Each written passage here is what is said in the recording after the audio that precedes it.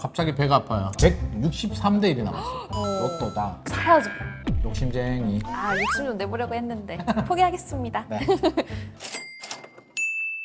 안녕하세요. 여러분들의 부동산 고민을 속 시원하게 해결해드리는 저는 진행을 맡은 임민서고요. 안녕하세요, 기린만입니다. 제가 최근에 기사를 보니까 국토부에서 부동산 공급 활성화 대책을 발표했다고 하더라고요. 이 부동산 경기 침체와 공사비 상승 여파로 신규 공급 물량이 줄어서 당장 2년 뒤부터 신규 주택 공급 절벽이 시작된다는 건데 전 살짝 여기서 이해가 안 가는 게 뭐가? 인구 수가 줄어든다고 하잖아요. 네네. 근데 신규나 재건축 물량 발표를 하는데 왜 여전히 주택이 부족하다라고 하는 거예요? 전국에 주택이 얼마 있는 줄 아세요? 얼마나 있어요? 1881만 채가 있다고 합니다. 아 진짜요? 네, 우리나라 인구가 한 5천만 명 되는데 네. 모든 사람이 집을 다 가져야 되는 거 아닌가? 그러니까요. 라는 생각이 들잖아요. 그래서 주택 보급률은 100%가 넘어요. 근데 왜 집이 부족할까? 살려고 하는 그 지역만 인기 있어서 그런가? 그렇죠. 좋은 데를 가고 싶다 보니까 좋은 주택, 좋은 아파트가 부족한 거예요. 그래서 좋은 아파트가 부족하다는 의미지 전체적인 주택이 부족한 건 아니고 1000명당 주택 수를 보면 우리가 아직 OECD 평균보다 조금 더 낮은 수준입니다. 그러니까 공급 과잉이다. 네. 이렇게 볼 수는 없는 거예요. 그리고 최근에 왜 정부에서 공급 대책을 발표를 했냐면요. 건설사들 입장에서는 대출 받아서 대출 금리가 올라가니까 부담스럽고 맞아요. 그러니까 여러 가지 문제가 있는 거예요. 대출 연장도 안 되고 그러니까 네. 공급이 줄어들죠. 네. 여기서 포인트가 아파트를 지으려면 허가를 받아야 되잖아요. 그렇죠. 그러니까 인허가 물량이 줄어든다는 얘기는 3년, 5년 후에 아파트 입주 물량이 줄어들 수도 있겠다. 그 부분에 대한 우려가 지금 시장에서는 커요. 공급 물량이 줄어들면 입주 물량이 줄어들면 아파트 가격이 오를 수도 있잖아요. 네. 지금 사야겠다. 응. 나는 불안한 심리가 지금 네. 막 확산이 되고 있으니까 정부 입장에서는 이걸 좀 차단하고 우리 열심히 하고 있어, 꾸준히 공급하고 있어라는 시그널을 주고 싶은 거죠. 소장님 말을 들으니까 딱 바로 이해가 갑니다. 네. 국토부에 의하면 향후 최소 16년간은 공급이 필요하다고 하는데요. 참고해 보시면 좋겠습니다. 네, 첫 번째 사연 확인해 보겠습니다. 최근 용산역 앞에 있는 아파트에 청약을 넣었는데 당첨되었습니다. 분양가가 약 16억 원이라고 하는데요. 일단 되면 로또다라고 해서 넣었는데 막상 되고 나니까 분양가를 어떻게 마련해야 할지 막막합니다. 물론 위치는 좋지만 가격이 좀 많이 비싼 것 같기도 하고요. 국제빌딩 주변 5구역에 있는 재개발 사업이라 포기하기에는 너무 아쉬운데 해당 분양가가 적정 분양가인지 확인하는 방법과 좀 더 저렴하게 대출을 받는 방법이 있을까요? 라고 사연이 왔습니다. 일단 당첨은 축하드립니다. 일단 축하드리고요. 갑자기 배가 아파요. 그러니까요. 근데 요즘 같은 시기에 16억 분양가 좀 많이 높은 거 아닌가요? 저는 두 가지 관점에서 봐야 될 것 같아요. 그 절대적인 기준이 있고 하나는 좀 상대적인 기준이 있는데 예를 들어서 1억 원 차를 30% 할인하면 한 7천만 원 되겠죠? 할인하면 살까요, 안 살까? 사야죠.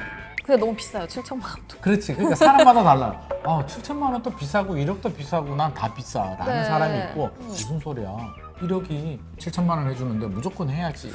싼 건 아는 알겠는데 사람이 일단 7천만 원이라는 거 자체가 너무 비싸요. 그러니까 아마 이 질문자도 그 16억이 부담스러운 것 같아요. 자, 이 아파트는요. 저는 고민할 필요가 없다고 봅니다.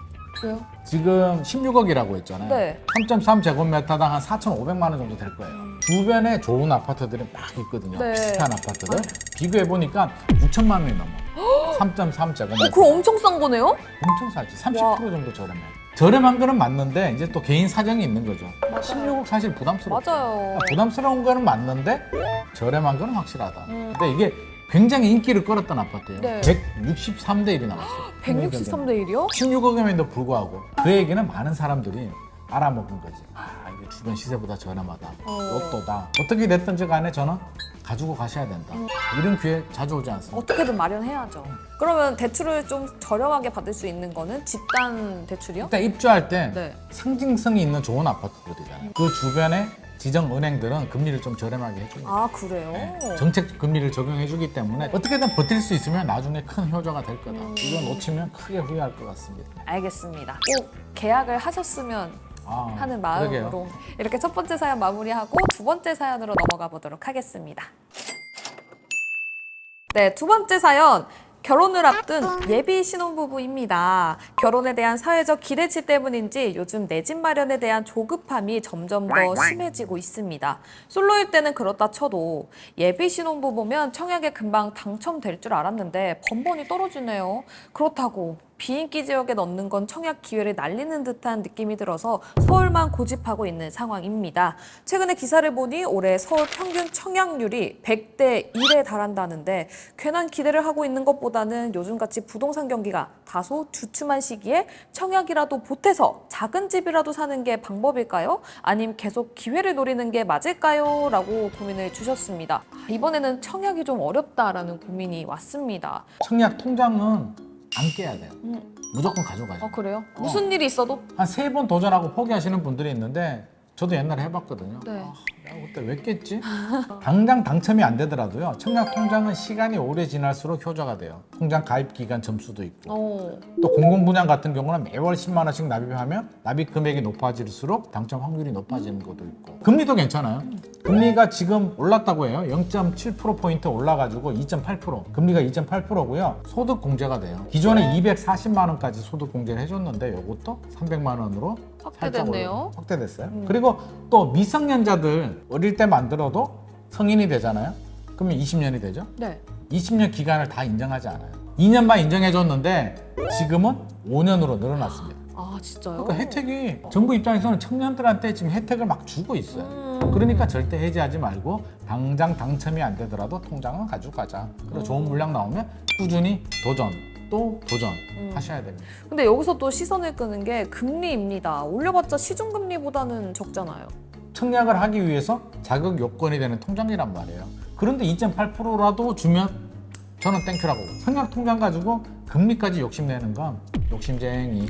욕심 좀 내보려고 했는데 포기하겠습니다. 네. 그리고 또 사연자분이 예비 신혼부부라고 하셨잖아요. 그렇죠. 만약에 여기서 자녀까지 생기면 혜택이 더 올라가겠죠? 혜택 많죠. 출산율 줄어들어서 지금 우리 사회 문제잖아요. 정부 입장에서는 출산율을 올려야 되겠죠. 네. 그래서 청약 정책도 보시면 특별 공급이 점점 늘어나. 아, 그래요? 최근에 또 뭐가 생긴 줄 아세요? 뭐가 생겼어요? 신생아 특별 공급도 생긴다고 합니다. 신생아요? 신생아 특별 공급은 결혼 안 해도 돼. 신청하고 2년 내에 아기만 놓으면 인정이 됩니다. 또 혜택은 뭘 주냐면 부부가 예를 들어서 대기업에 다녀요. 특별 공급하고 싶은데 소득 기준에 막혀가지고 S전자에 다니는 게 무슨 죄라고. 왜 그러니까요. 청약 자격까지 박탈을 맞아. 하냐고. 그래서 이 한도를 좀 올려주기로 했다고 합니다. 월평균 소득 200%까지 적용해준다고 하니까 네. 이 부분도 좀 혜택이라고 보여지고요. 부부가 동시에 청약할 수도 있잖아. 당첨이 되면 네네. 부적격이 됐어요. 기존에는.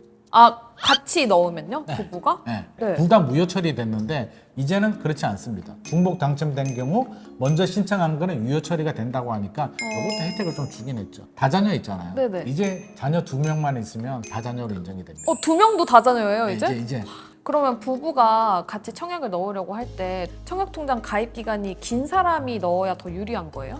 이게 좀 억울한 경우들이 있었어요. 청년들이나 신혼부부들은 40살, 50살 된 사람보다는 불리할 수밖에 없잖아요. 맞아요. 그래서 이것도 정부에서 약간 혜택을 줬습니다. 어떡해요? 배우자 기간의 50%를 또 인정을 해준다고 합니다. 정부에서 고민해서 저는 작정하고 신혼부부나 청년들한테 혜택을 많이 주려고 정말 노력을 하는구나 라는 네. 생각이 들어요. 그러니까 이런 혜택들은 저는 놓치지 말고 반드시 꼭 잡으시길 바랍니다. 그럼 아까 말씀하신 그 신생아 특공에서 네. 입양도 포함될 수 있나요? 정부에서 논의를 하고 있다고 합니다. 그걸 또 악용하는 분들이 있기 때문에 아마 논의를 하고 있는 것 같고요. 어떤 결과가 나올지는 조금 더 지켜봐야 될 것 같습니다. 내년 1월 시행이라고 하니까 그 사이에 어떤 결론이 나올 것 같고요. 좋은 결과가 나온다면 또 입양하신 분들도 혜택을 받을 수 있을 것 같습니다. 네, 신생아 특공 자녀 계획이 있으시다면 이것도 참고해 보시면 좋을 것 같습니다. 네, 오늘도 사연 2가지 받아서 이야기를 나눠봤는데요.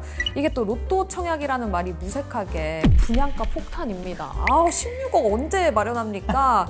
돈을 번다 이런 얘기가 떠오르면서 살짝 씁쓸해지네요. 그래도 저는 16억 당첨됐으면 좋을 것 같습니다. 저도요. 여기서 마무리해 보도록 할까요? 네, 부동산 고민이 머니.